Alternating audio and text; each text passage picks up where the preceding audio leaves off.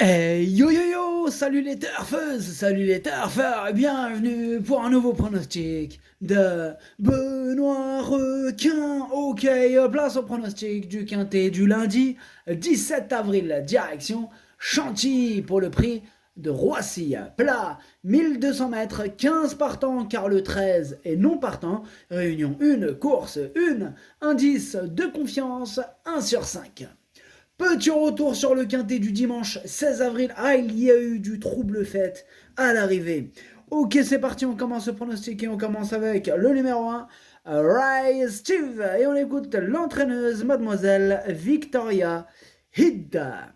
Rise Steve est resté très bien depuis son succès. Certes, il a été pénalisé, mais je le crois capable de bien faire encore et d'être capable de se mêler à l'arrivée. Merci, mademoiselle Victoria Hit. Eh bien, ce numéro 1, il fait partie de mes préférés. Je l'ai gardé très haut en troisième position. Ce numéro 1, Daesani. On enchaîne avec le numéro 2, Montussan. Et on écoute Paul de Chevigny. Montussan a été supplémenté à la suite d'un problème de validation d'engagement car c'est une jument qui a été saillie et qui est pleine.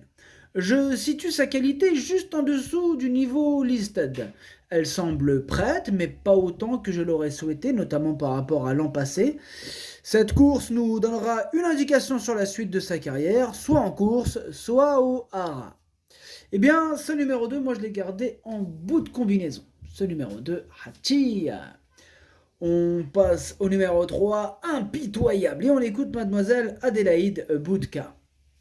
Impitoyable et resté bien. Je pense qu'il va pouvoir surmonter la pénalisation qu'il a reçue pour son récent succès à Fontainebleau. Je suis assez confiante. Dire qu'il va gagner est un peu présomptueux, mais je pense qu'il va bien courir. Le terrain plus souple qu'à Fontainebleau ne devrait pas lui poser de problème, ayant bien travaillé sur un gazon bien assoupli récemment. Eh bien, ce numéro 3 fait partie de mes préférés, je l'ai gardé très haut en deuxième position. Ce numéro 3, Watashi no Nibame no Okiniri. On passe au numéro 4, Eagle Way, et on écoute Andrew Olenshid. Le numéro 3, donc on disait Eagle Way. Eagle Way est en bonne condition physique, son dernier travail m'ayant donné entière satisfaction. Cependant, il risque d'être pris de vitesse sur cette distance trop courte pour ses réelles aptitudes. Il fera de son mieux. Le terrain souple ne lui pose 1, 2, 3, pardon. Le terrain souple ne lui pose aucun problème. Eh bien, ce numéro 4, moi je ne l'ai pas retenu. Ce numéro 4 est Kakeux. On enchaîne avec le numéro 5, Otrasno, et on écoute Bruno de Monzeil. Otrasno, eh bien, dernièrement on s'est essayé à ce niveau et le test fut concluant. Maintenant, il est un peu coquin car il ne veut pas gagner cette année. Il est resté en très belle forme et c'est logiquement que l'on revient à Paris avec l'ambition de monter sur la plus haute marche du podium. Je ne lui vois aucun point négatif. Ce numéro 5, c'est tout simplement mon préféré, je l'ai installé en tête. Ce numéro 5, Okiniri. On enchaîne avec le numéro 6, Élusive Foot, et on écoute Jérôme Régnier. Elusive Foot est en bonne forme, j'ai toujours eu l'idée de le voir en ligne droite. Il détient beaucoup de vitesse naturelle et avec un terrain juste bon, il devrait y réussir. Il a l'air en bonne forme et mieux situé sur l'échelle des poids. C'est un nouveau sport pour lui, mais il partira avec ma confiance. Et la mienne aussi, du coup, je l'ai gardé en cinquième position, il me plaît bien, moi, ce numéro 6. Ce numéro 6, Doi. On enchaîne avec le numéro 7, Laisse-le passer, et on écoute Mathieu Boutin. Laisse-le passer n'a pas si mal couru que cela en dernier lieu.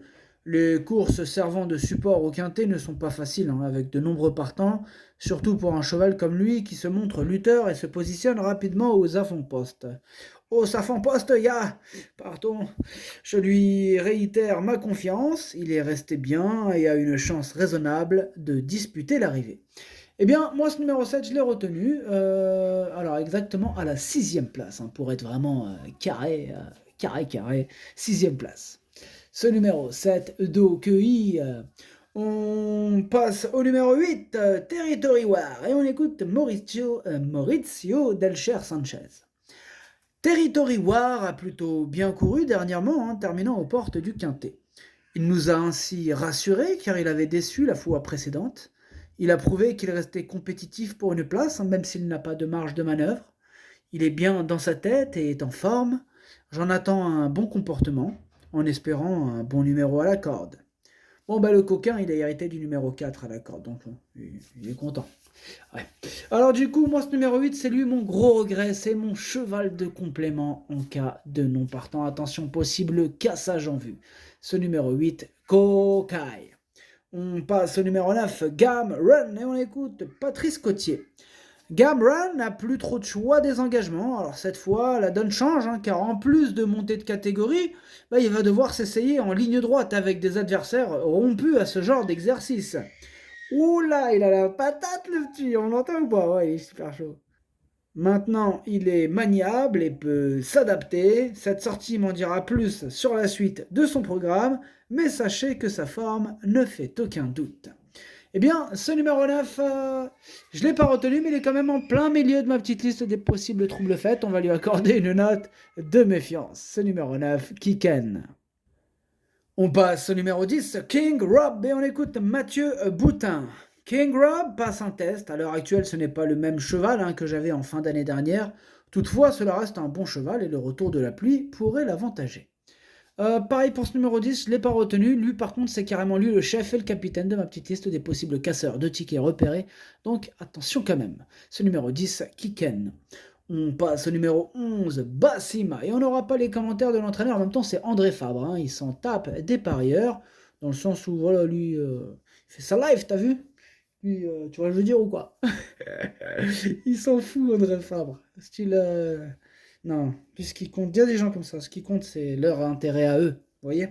Comme Barbero, comme tout ça. Enfin bref, on va dire qu'il est parti à la pêche. Zarma, Zarma, amuse-toi bien. Du coup, ce numéro 11, moi je l'ai gardé en bout de combinaison. Ce numéro 11, Nanaï. On enchaîne avec le numéro 12, Moa Eva, et on écoute Mathieu Boutin.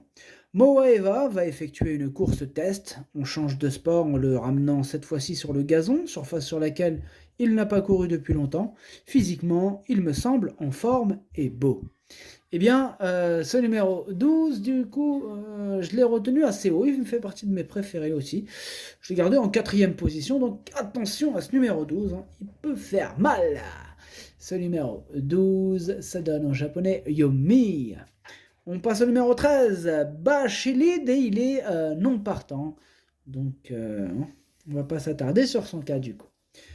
On enchaîne direct sur le numéro 14, Gordon Breck, et on aura les commentaires, oui, c'est François Montfort qu'on écoute. Gordon Breck n'a pas d'excuse à faire valoir en dernier lieu, hein, hormis le fait de ne pas apprécier le tracé de Fontainebleau.